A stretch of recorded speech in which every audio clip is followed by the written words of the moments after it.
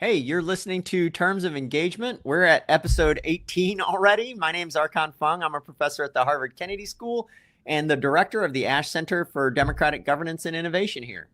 And I'm Stephen Richer. I'm the former elected Maricopa County Recorder, and now I'm a senior practice fellow at the Ash Center at Harvard Kennedy School. As always, we're speaking as individuals, not on behalf of Harvard University or the Harvard Kennedy School or even the Ash Center. And today, because it's a holiday coming up tomorrow, we're doing this one taped, and I'm actually coming to you from Washington, D.C. instead of Cambridge, Massachusetts. I'm in one of those little boxes that cuts out the noise at one of these conference centers. It actually works pretty well, but this is my first time in one of these little boxes. That's great. And so we will be monitoring the comments and trying to respond when we go live on Tuesday at noon.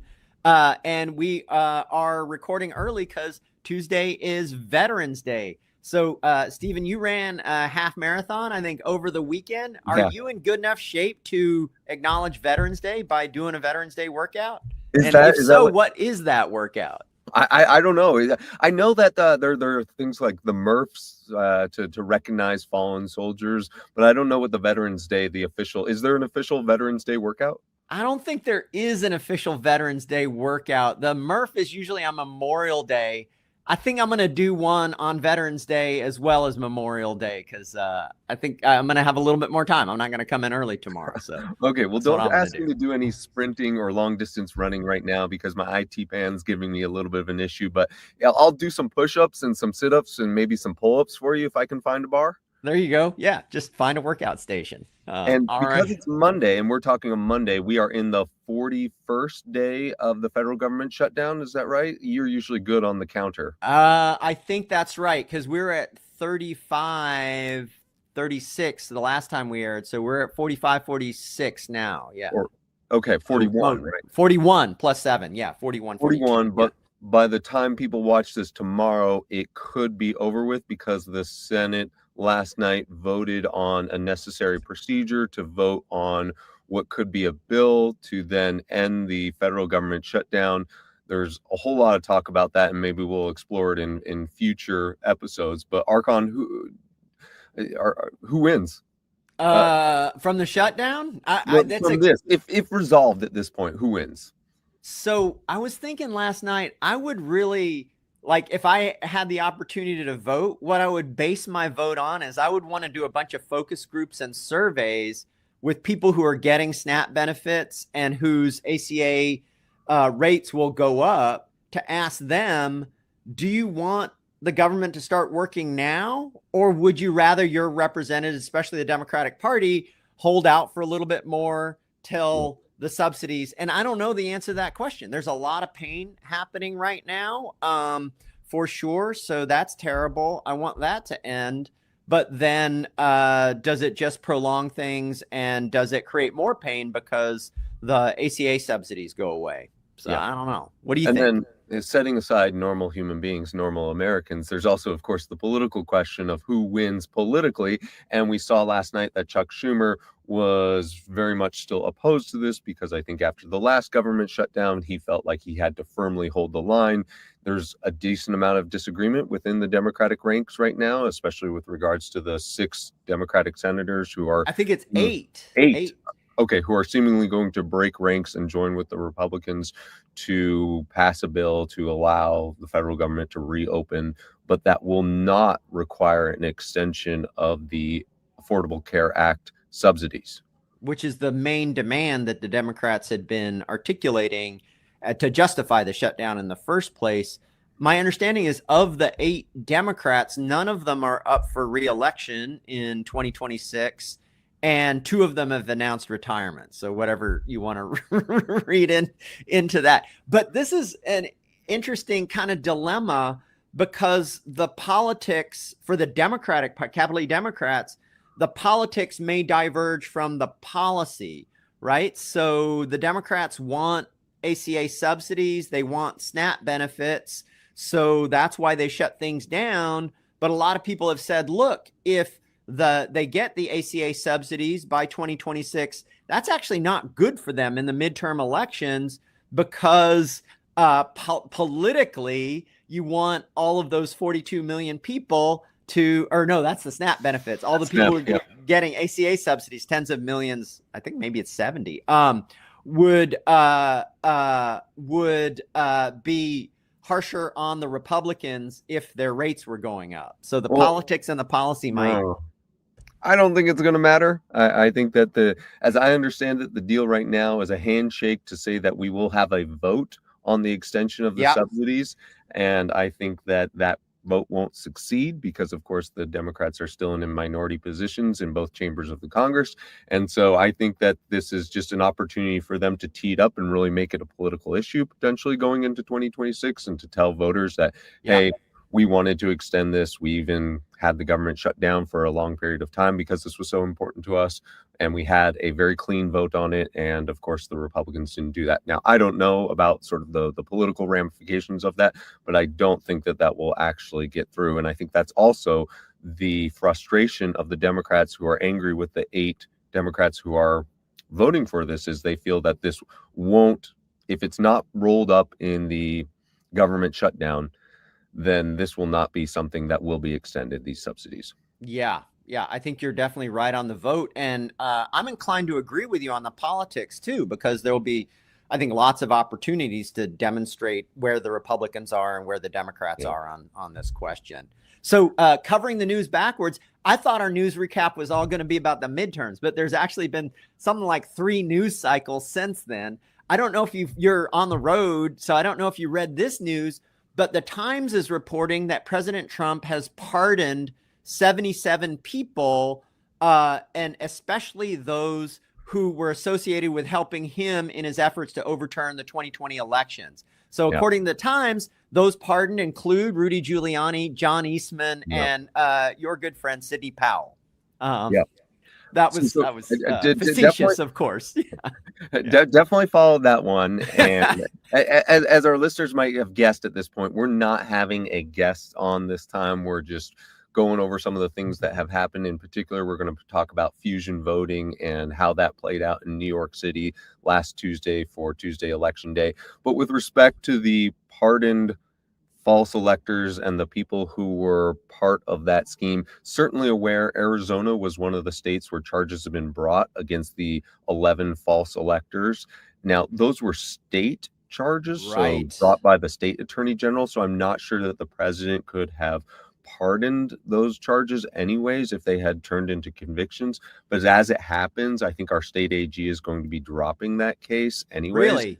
I didn't know that. For a whole host of reasons, because there was a procedural issue with the grand jury indictment, but then maybe just, I don't know, maybe the political winds are changing. Maybe this is now so far removed that is it really doing something healthy for society? I don't know, but it's certainly something that I've followed closely, just given my involvement in the 2020 election. And Arizona was one of those states that submitted the electors without a clause that said, this is in case there is a dispute, here is an alternative set of electors. They just submitted it as the legitimate list of electors. And so ultimately those 11 people were charged. I think 1 or 2 took a plea deal, and then the other were going to proceed to trial, but that trial doesn't look like it's going to happen at this point. Oh, interesting. And my understanding is that President Trump definitely cannot pardon people for state crimes. So these pardons that came out this morning, some people are saying, oh, they're symbolic or preemptive because there are no federal charges against these particular people.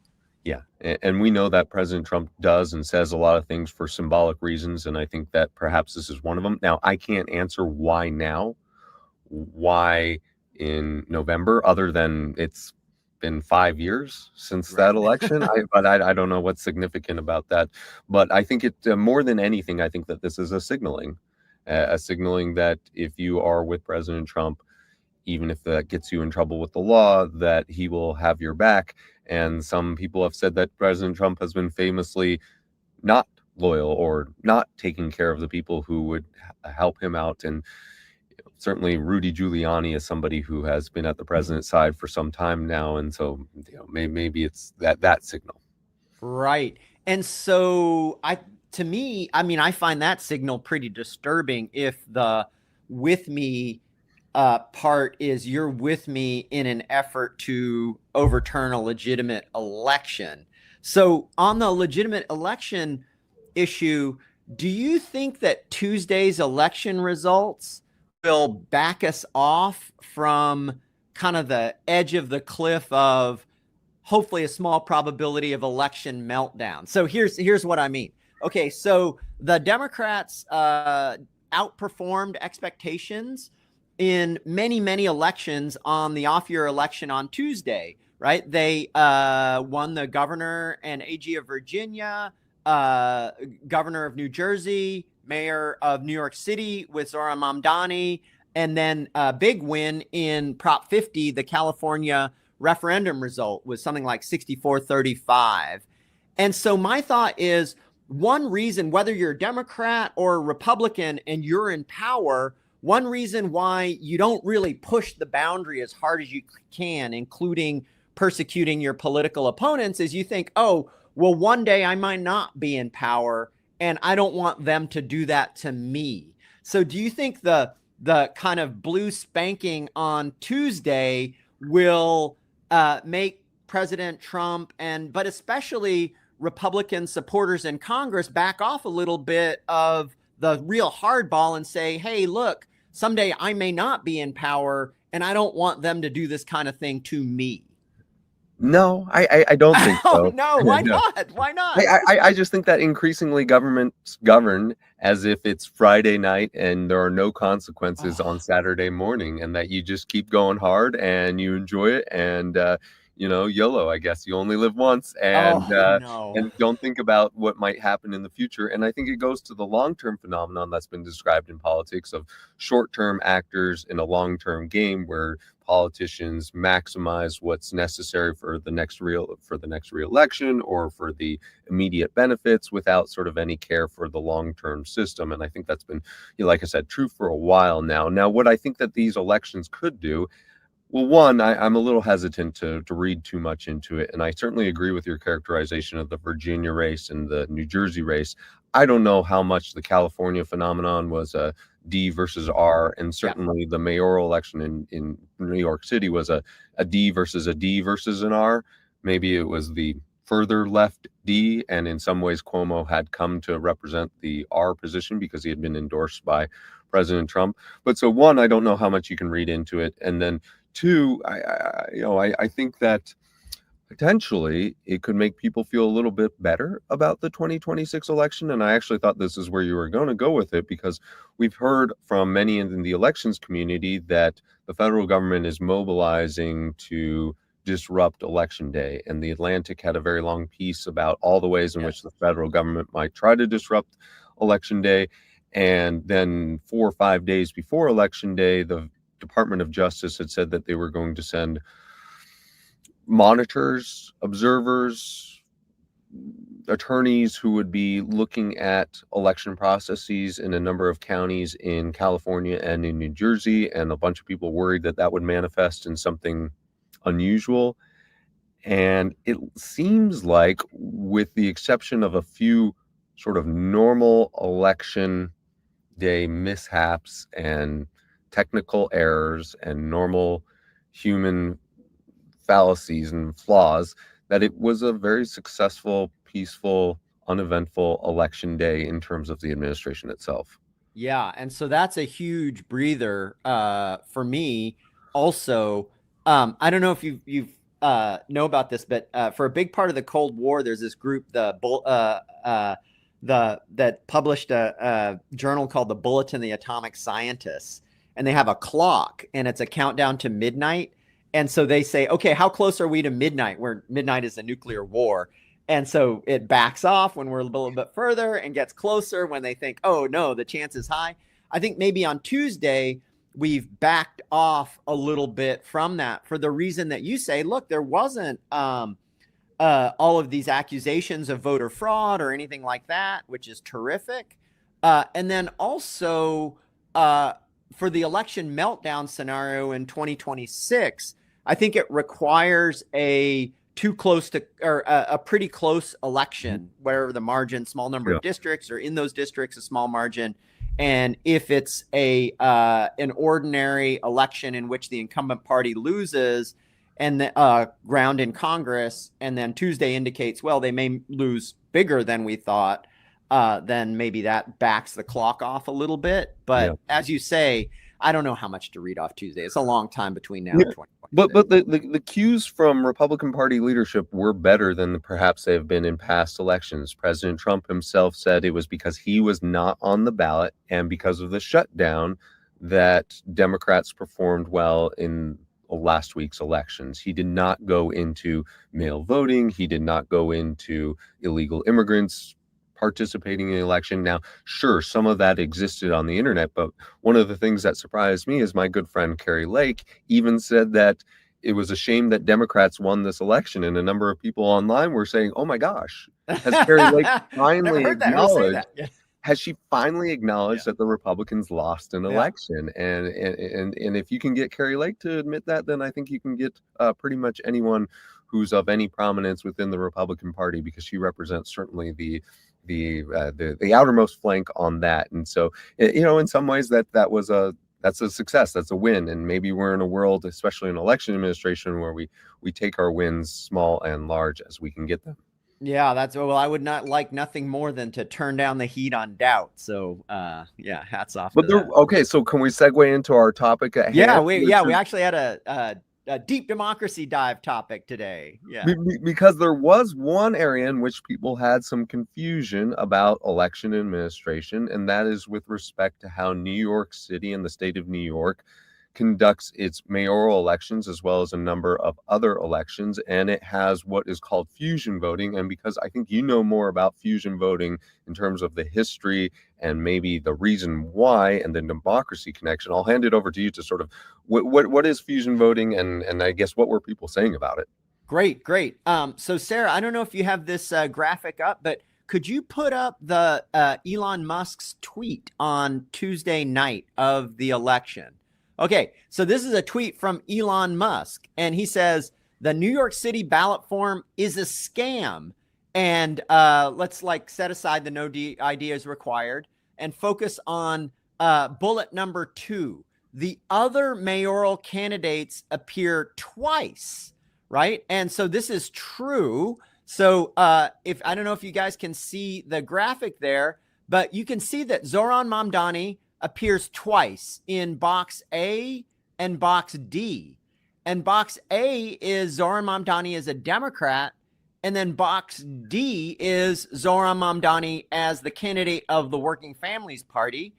And then you can see Curtis Sliwa also appears twice, one as the Republican Party candidate in box B, and again in the Protect Animals Party candidate in box E. And then Andrew Cuomo appears in box I, only one, as the Fight and Deliver Party candidate. So facially, this, I could see how somebody could be confused by this. Yeah. And Elon Musk is a longtime California voter. He's used to seeing, hey, the candidate should be listed once, and then I fill out the oval for the candidate that I want. And, it's not that complicated. What's going on here? Right. And so why does the New York City ballot look so crazy or unlike New York City or unlike California and many, many other ballots? It's because right now there are 2 states in the country that have this provision called fusion balloting or fusion voting. And those 2 states are New York and Connecticut. And what fusion balloting means is that you could have any number of parties nominate a particular individual. So, Stephen, if you were running in New York, you could the Republican Party could nominate you, and the Libertarian Party could nominate you. I'd take both of those, but I'd also want the animal one, because I found out that Slee was a really big cats person. And he has 13 cats in his home, and so he got the animal party nomination as well. I'd take that one as well. Yeah, and then you could do the Animal Party, and I'd be running against you, and maybe if I were lucky, I'd get the Democratic Party nomination, the Working Families nomination, and maybe the Green Party nomination. All right. And then on election day, people would vote for all 6 of those parties, and then your vote total would be the number of Republicans plus the number of libertarians plus the number of Animal Party people. And then my vote total would be the number of Democrats, the number of Green Party people, and the number of Working Families Party people. And then we'd total up those, and the one who got the most total votes would win. Yeah. And that's called fusion balloting. Okay, so for the purposes of last week's election, that meant that Mamdani received one vote for every vote that was filled in for where he was the Democratic nominee, and he received one vote also for if he was filled in for the, what was it, the Working Families Party, right? So yeah, what is somebody when we said like it all amounts to the same? Why do they have this then? That seems weird. Yeah. Okay. Great. So, Sarah, could you show the my screenshot from the New York City Board of Elections results, if you have that? Okay. So, this is a screenshot from a webpage at the New York City Board of Elections on, I guess, Wednesday morning after 97.98% of the Scantron ballots had been processed. And so this top panel here is the results according to each party, right? So you can see in the top row, Zoran Mamdani gets 42% of the vote for people who voted for him as a Democrat. And then if you look down in row 4, he gets 7.64% of New Yorkers voted for Zoran Mamdani as on the Working Families line. And then Curtis Sliwa, number 2, gets 6.63 on the Republican line. And on line 5, gets 0.48 from the Protect Animals line. So Zoran Mamdani's total votes are row 1 plus row 4, which is about 50.4% of the vote. And if you look at the Working Families support, if he only got the Working Families support, he still would have beat Curtis Sliwa, right? Because Sliwa would have gotten about 7.1% of the vote.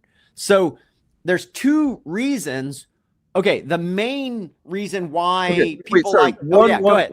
One thing, I just got to point out that it's pretty interesting that the Working Families Party received more votes than did the Republican Party in this New York City mayoral, just 7.64 to 6.63. And so I would just caution anyone who wants to read too much into this. I don't think in the United States as a whole that there are more people voting for the working families than there are the Republican Party. But anyhow, sorry for interrupting. No, that's so New York is not representative of the rest of the United States for sure in many, many ways. And this is one of them. There actually is a Working Families Party line in New York City, which is not like the rest of the United States. Okay, so like stepping way, way back, people like me like fusion balloting primarily as a mechanism to enable third and fourth parties to really compete in elections, right? And so I'm of the view, that 60% of Americans on surveys agree with this, that there should be more than 2 functional parties in the United States. And, we can go into that in another show, but I think part of the sickness of American democracy right now is because you've got 2 parties fighting it out, and they're polarized, and there's gridlock, and a lot of people have views that don't get represented. But anyway, I think there should be more than 2 parties, and fusion for me is a great way to get to more than 2 parties. And there's 2 reasons that fusion might have that effect. One reason is that it allows me, like if I lived in New York and voted in New York, which I do not, it would allow me to vote for third and fourth parties, that is not the Democrats or the Republicans, without wasting my vote, right? Because if I like Zoran Mamdani or I like Curtis Sliwa, I can vote in the Protect Animals Party or the Working Families Party without throwing away my vote. Whereas without fusion, if I voted for the Working Families Party, it would be some candidate that had no chance of winning. So I would just vote purely expressively. That's number one. And then number 2 is if I'm the candidate, if you're the candidate, Stephen, say, and you win in New York City and like 40% of your vote comes from the Republicans and 30% comes from the Libertarians and 30% comes from the Protect Animals Party, then you'll know kind of where your support is coming from and what those different sectors want, and be able to act accordingly and craft a policy agenda according to where your basis of support is on those different views. So I think in those two ways, fusion is a good measure. So for a voter, this is a way to signal where you're at without having to maybe throw away, as some people say, your vote, such that I can express dissatisfaction with the Republican Party. I can vote for the Libertarian Party, but the Libertarian Party is anchoring itself to the Republican Party candidate. And so I don't take myself out of the picture by voting for a candidate who in all likelihood would not win. And then for the political parties, it's a way of maybe issue advocacy, of shifting the debate. And here I'm thinking of Ross Perot in what was it, 1992, I believe, where he really forced the Republican Party to address some of the taxation concerns that he had. Previous to that, it was Pat Buchanan. Maybe on the Democratic side, there were some Ralph Nader Green Party, where forced the Democratic Party to embrace some of his Green Party ideas. Yeah. So, but what do you say to somebody who says, well, like ultimately those parties still have to anchor themselves to one of the two major political parties if they're going to win? Yeah, I think the candidates have to anchor themselves, because at least for the foreseeable, most of their support would come on the Democrat line or the Republican line for sure, but allows these third, fourth, maybe fifth parties to develop as, real political organizations with distinctive views, which I think is really, really important right now. I mean, just look at this debate within the Democratic Party. Like, should it be left like Zohran Mamdani, or more centrist like Abigail Spanberger? That's a real debate. And one way of kind of working that out in a healthy way would be to have different parties that represented those views, and for people to kind of, as voters, to mix and match. Okay, so this is basically the Democratic Party just got a free public poll. If it was curious as to where its voters are within New York City, they just understand that the vast majority of our voters are still identifying as just Democratic. Yeah. But a significant percentage are coming at it from this working families party, which may gravitate around certain or revolve around certain issues, and maybe those are issues that we want to address. So for the benefit of people like Elon Musk who were confused, this has been going on in the United States for some time. In fact, it dates back to the 19th century, and in New York City it goes at least to the middle of the 20th century. They've been doing this since then. Now, as Archon mentioned at the outset, it's become less and less common. We can get into some of that, but I'm curious, do you think that this has actually helped some of the debates? Like, do you think that this does allow, I don't know what the social science literature says, does it allow for more ideas to get into a healthy ecosystem such that people don't take up anti-democratic means in order to express themselves? I don't know the I don't think there's enough evidence in the contemporary political scene, that is to say the last 50 or 60 years, because the only places that have it are New York State and Connecticut. And so, pretty rarefied and not very representative political environments. In the 19th, throughout much of the 19th century, almost every state had fusion balloting, and you had lots and lots of parties. And famously, a lot of cities were run by socialists, kind of sewer socialists, right? They wanted to provide water and public health goods and stuff like that, but still a much wider range of political ideas and policy agendas than is current. And then in the early part of the 20th century, the major parties, the Democrats and the Republicans, did lots and lots of stuff at the state level to make fusion illegal in most of the country. And I read that largely as a barrier to entries. They didn't want to have to compete with all of these third and fourth parties. So I don't know that we can establish, empirically to a certainty that it creates a more healthy public conversation. I definitely think it would widen the aperture so that more ideas would be in the mix. That might lead to chaos. I think it would lead to a more healthy kind of democratic dynamic. But really, I guess for me, it's more of a rights-based issue. So it's come up before the Supreme Court, And the people who are arguing that fusion should be everywhere as a constitutional matter, one of their main arguments is that it's about freedom of speech and freedom of association, right? So if you're the Libertarian Party or if I'm the Libertarian Party and you, Stephen, are the candidate, why shouldn't the electoral system enable me to choose you and you to choose me as a matter of political expression? And then the voters can vote for who they want, right? And then kind of, if you're a rights person, a freedom of speech person, then the chips fall where they fall.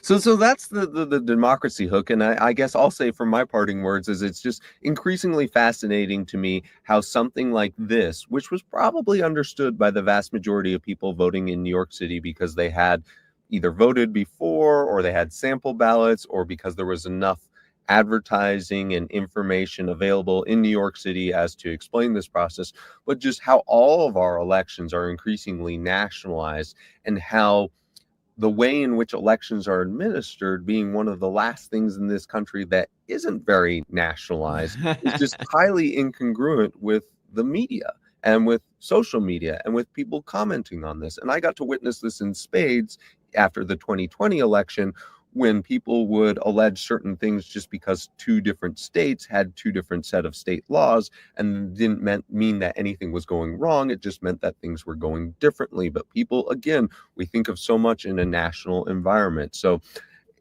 interesting to me, but disappointing in the sense that I wish people would have spent a little time just Googling about fusion ballots and about New York City before sounding off on this, but I suspect that I will be disappointed in the future on many levels. So, but the silver lining is it enables us to have this discussion with everybody who's watching about fusion voting, which I'm guessing most people hadn't heard of before.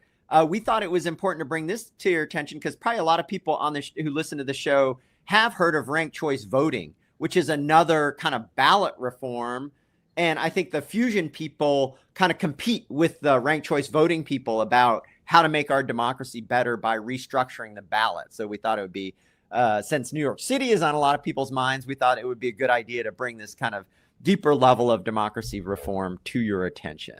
So we'll do some more stuff on electoral reform in the future. Archon will sound off on proportional representation and all the thought that he's given to that.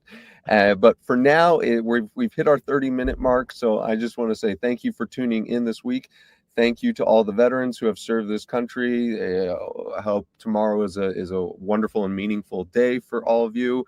And we'll be back next Tuesday. And if you have any ideas for topics or things that you would like to see us cover, please write in, and we will likely have a guest for next Tuesday's episode, as we have most of the time been doing. But Archon and I wanted to get into this, just the two of us. Absolutely. And thanks, everyone, for tuning in. Thanks to our production team, who's Sarah, Colette, Evelyn, and Courtney. And let me just join Stephen in wishing people a great Veterans Day. And for those of you who've served or are serving, thank you very much.